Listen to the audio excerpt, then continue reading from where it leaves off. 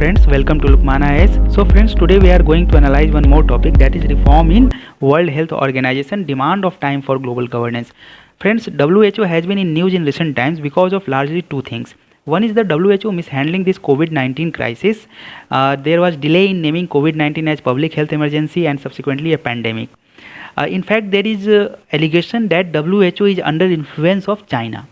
Secondly, US is withdrawing funding to the WHO. That's why today we are going to have an analysis of WHO and the related issues. So in this process, let us first see the structure of WHO. World Health Assembly is the supreme decision making body, and it consists of all the member states to determine the policy direction. Then comes the executive board that consists of the technical experts to oversee the WHO's decisions, and then there is secretariat to provide the administrative and technical support. But now friends, the major issue that comes is the funding issue. WHO has two major sources of funding. One is the assessed contributions and the other is the voluntary contributions. The assessed contribution is paid by all member states and it is calculated on the basis of the gross national product and population. And see friends, here assessed contributions constitute only 17% of the funding. Then comes the voluntary contribution, and it is done by both the states and non-states by donors like Bill and Melinda Gates Foundation, and this voluntary contribution is 80%. And that's why friends, there is a external donor, and when there is external donor, then it can dictate the WHO priorities and actions. And in fact friends, since 2014 Chinese funding has grown by 52%, and we are seeing that there is increasing Chinese influence on WHO. So funding is a very big issue for WHO. Now friends, let us see the mandate. The WHO constitution says that the mandate will be to achieve the highest possible level of health by all people, and for this WHO has to propose the conventions, agreements, public health practices. For example, for COVID-19 crisis, it is issuing guidelines. Similarly, to assist the governments to furnish technical assistance on request. For example, WHO is funding various immunization programs in India. And then the third is the responsibilities of WHO during pandemic, and this includes surveillance, monitoring and evaluation and all these things. Now friends, let us come to the issues relating to this WHO. So the first and foremost is the voluntary contributions by states or non-states, comprising nearly 80%, and this is what we have discussed in one of the previous slabs. The second is the ambiguity in its role regarding coordination or decision making. So here is one catch, whether WHO has its role as a coordinator or a decision maker, and this is what we will see in by some examples in the next slab, that there is ambiguity in its role.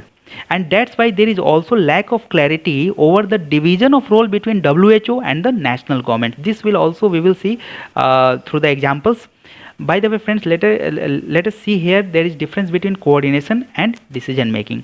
Decision making means that taking a decision. For example, the central government took a decision that there will be lockdown, but to implement that lockdown there has to be coordination between the states and also the center and the state. That is, in coordination is about integration of efforts, synchronization of efforts to achieve the result, to implement something.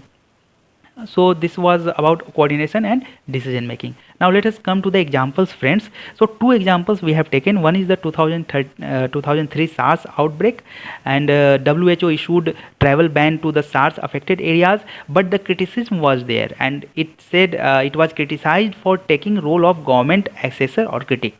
And also this travel ban was seen as a self-expanded role which also affected the state's sovereignty. See friends, here the role of WHO was being criticized, that whether it should impose a travel ban, because then it means it is becoming a decision maker. So the role as a decision maker is there or not, this was in question.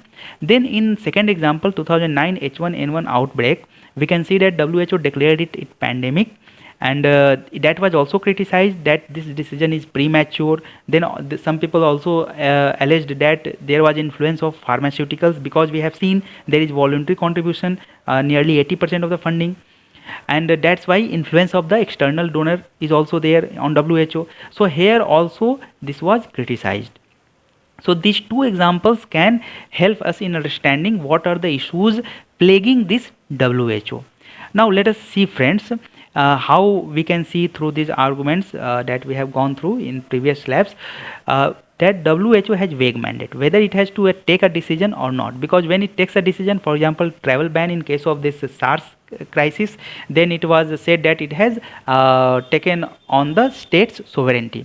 Similarly, lack of defined functions and also confusion about the extent of its authority, that it has expanded its role like we have seen in the last example. Limited funding, that is voluntary contribution of nearly 80%. So these are the various problems affecting this WHO. Now what should be done? This is a big question. So the first thing is that there should be evaluation that why these problems are there, and then the member states should try to resolve those issues affecting this WHO and its functioning. And then the third thing is that, friends, the backlash and criticism this US withdrawing funding, these things are not advisable, because when such backlash is there, then there will be fragmentation of global governance architecture, but this global governance is so much needed today.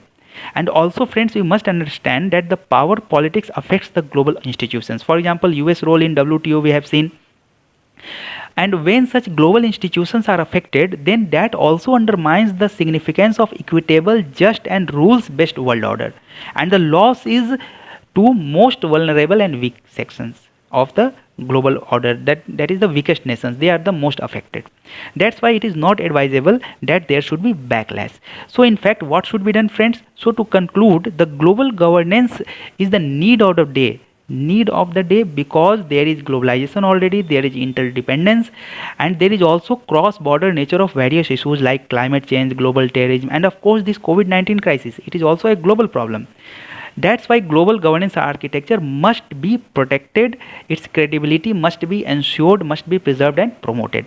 And this can be done by reform in WHO to make it even more relevant as the world's highest organization to ensure the global public health.